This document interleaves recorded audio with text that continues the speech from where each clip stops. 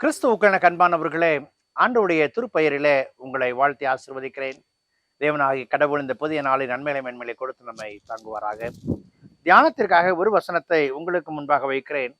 அது சங்கீதங்களின் புஸ்தகம் 87 சங்கீதம் 2வது வசனம். கர்த்தர் யாக்கோபின் வாசஸ்தலங்கள் எல்லாவற்றை பார்க்கிலும் சீயோனின் வாசல்களில் பிரியமாயிருக்கிறார். அன்புக்குரிய விசுவாசிகளே, இறைவன் பிரியமாயிருக்கிறார். Why God has more interest on Zion என்பதுதான் இங்கே கேள்வியாக வருகிறது.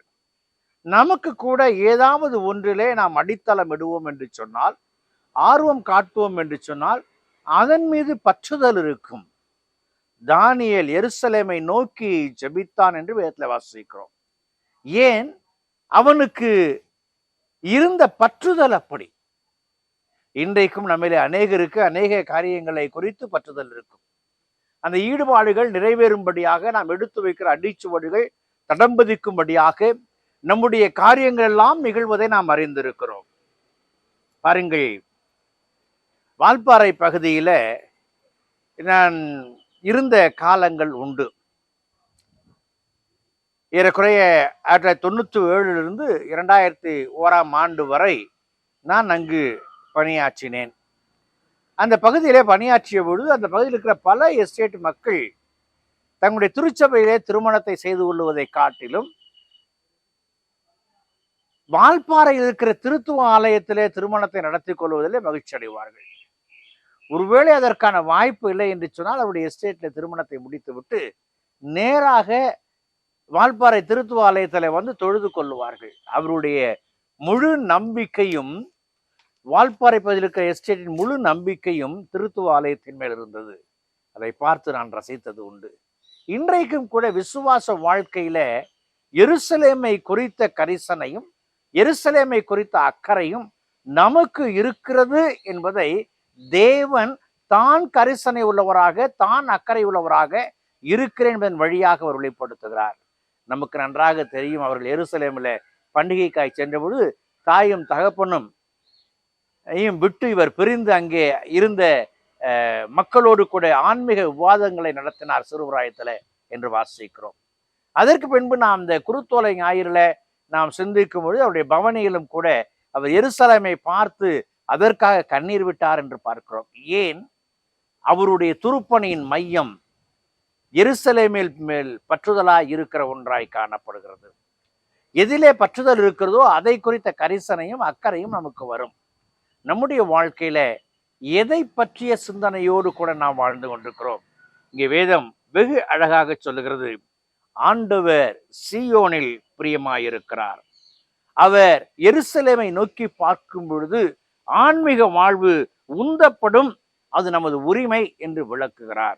அன்புக்குரிய விசுவாசிகளே, நம்முடைய சிந்தனையின் அடித்தளங்கள் எப்படியாய் காணப்படுகிறது?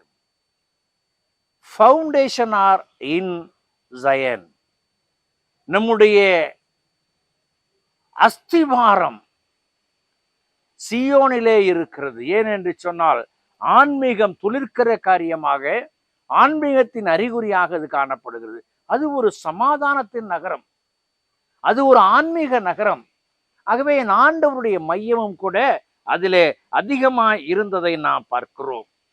கர்த்தரின் வார்த்தை, வேதம், யூத பின்னணியம், உலக இரட்சகர், யூத குலத்திலே தோன்றின நிகழ்வு, இவையெல்லாவற்றையும் உள்ளடக்கினதாய் அடித்தளமிடுகிற ஒரு இடமாய் எருசலேம் காணப்படுகிறது.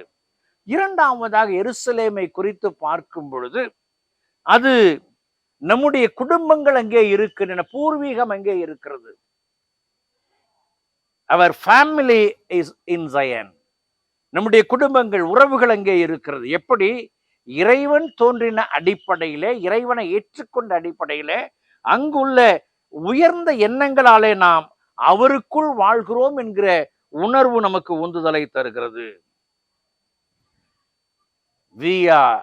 We may be not a born Christian, but we must live as a born again Christian. என் ஆண்டவருக்குள் நான் வாழ முற்படும் பொழுது என் ஆண்டவருக்குள் ஏற்றுக்கொண்ட வாழ்க்கைக்குள்ளாய் வரும் பொழுது என்னுடைய பிறப்பிடம் எருசலேமாக காணப்படுகிறது.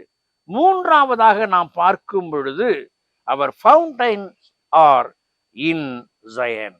இங்கே வெகு அழகாக 7வது வசனத்துல பார்க்கிறோம், எங்கள் ஊற்றுக்களெல்லாம் உன்னில் இருக்கிறது, என் ஊற்றுக்கெல்லாம் உன்னில் இருக்கிறது. அப்படி என்று சொன்னால் என்னுடைய ஊற்றுக்கண்கள் திறக்கப்பட வேண்டும் என்று சொன்னால், ஆன்மீகம் உந்தப்பட வேண்டும் என்று சொன்னால், என்னுடைய பார்வை எருசலேமை நோக்கிய பார்வையாய் காணப்பட வேண்டும். அன்புக்குரிய விசுவாசிகளே, எருசலேம் தி சிட்டி ஆஃப் காட், இறைவனுடைய தெய்வீக நகரமாய் கருதப்படுகிறது. இன்றைக்கு ஆண்டவர் உங்களையும் என்னையும் தெய்வீக நகரமாய் பார்க்க விரும்புகிறார். நம்மிலிருந்து அநேக ஆன்மீகங்கள் புறப்பட வேண்டும், உற்சாகப்படுத்த வேண்டும் எதிர்பார்க்கிறார். அவற்றுக்கு ஏற்ப நம்முடைய வாழ்க்கையை அர்ப்பணிப்போமா? கடவுள் ஆசீர்வதிப்பார். ஜெபம் செய்வோம். பரிசுத்தமும் கிருபையும் நிறைந்த எங்கள் நல்ல ஆண்டவரே, இந்த நாளுக்காய் இந்த வேலைக்காய் நன்றியோடு உம்மை துதிக்கிறோம், ஸ்தோத்திரிக்கிறோம். ஆன்மீகம் எருசலேமிலே உற்பத்தி ஆகிறது என்று உணர்கிற நாங்கள் எங்கள் வாழ்க்கை ஆன்மீகம் புறப்படும் இடமாக, உற்பத்தி ஸ்தலமாக எங்களை புடமிட்டு உமக்கு அர்ப்பணிக்க உதவி செய்யும். உம்முடைய பிரசன்னம் எங்களை தாங்கட்டும். கிறிஸ்து இயேசுவில் ஜெபிக்கிறோம், ஜெபங்கள் பிதாவே, ஆமென்.